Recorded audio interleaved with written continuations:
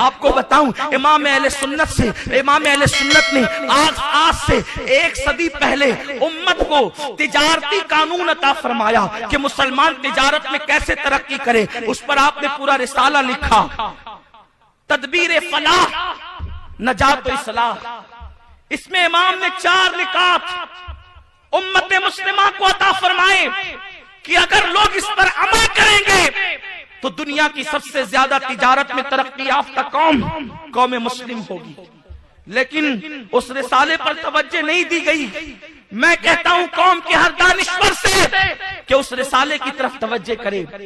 आजकल लोग कहते हैं कि इमाम अहमद रजा उस जात का नाम है जिसने कुफ्र की मशीन गन चलाई और लोगों को काफिर बनाया।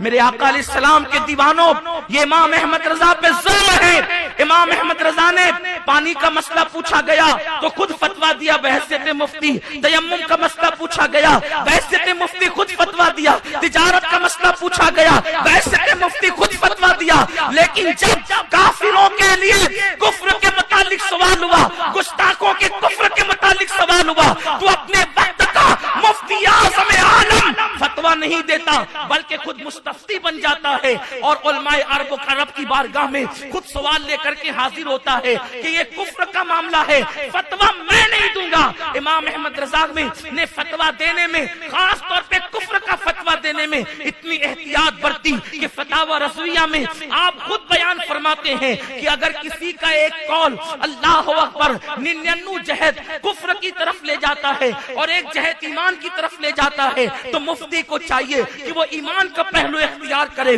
कुफ्र की तरफ न जाए, बचाने की कोशिश करे। इसलिए कि इस्लाम मगलूब होने के लिए नहीं आया। हुवल्लज़ी अरसल रसूलहु बिल हुदा व दीनिल हक़ लियुज़हिरहु अला दीनि कुल्लिहि वलौ करिहल मुशरिकून, कि ये दीन गलबे के लिए आया है। आप अंदाजा करें, जो इतना मोहतात हो, अल्लाह अकबर, आज उस पर प्रोपेगेंडे की वजह से इल्जाम लगाया जाता है। उन्होंने कुफ्र का फतवा दिया। इमाम अहमद रजा ने गुस्ताखों पर खुद कुफ्र का फतवा नहीं दिया बल्कि पहले आपने अरब के उलमा से इस्तिफ्ता किया कि जिनके अकायद ये हों उनके बारे में आप क्या कहते हैं। उन लोगों ने कुफ्र का फतवा दिया तो इमाम अहमद रजा ने उसकी तस्दीक फरमाई, इसलिए कि बहसियत मुफ्ती उनको तस्दीक करना भी था। अगर मुफ्ती तस्दीक न करे, क्योंकि मेरे आका अलैहिस्सलाम फरमाते हैं कि जब उम्मत में फितना पैदा हो और उम्मत का आलिम चुप रहे फितने को देखकर तो वो गूंगा शैतान होता है, उसके मुंह में आग की लगाम डाली जाएगी। मेरे प्यारे आका अलैहिस्सलाम के प्यारे दीवानों, अल्लाह अकबर,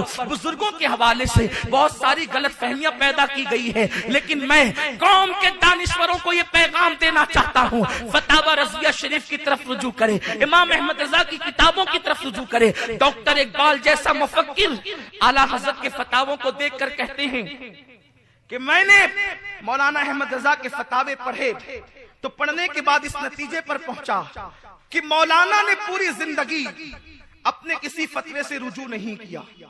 ये मुफ्ती के लिए सबसे बड़ी करामत हो सकती है, इसलिए कि जो जितना बड़ा मुफ्ती होगा उसको रुजू के उतने मौके आएंगे। जो जितना बोलेगा, अभी आपने सुना, जितना बोलेगा उतना फंसेगा, जितना लिखेगा उतनी गलती के इम्कानात होंगे। इसलिए जितने फतावे ज्यादा दिए जाएंगे उतने रुजू का मौका आएगा। लेकिन डॉक्टर इकबाल की राय ये है कि मैंने फतावा रज़विया पढ़ा, मौलाना ने अपनी पूरी जिंदगी में किसी फतवे से कभी रुजू नहीं किया।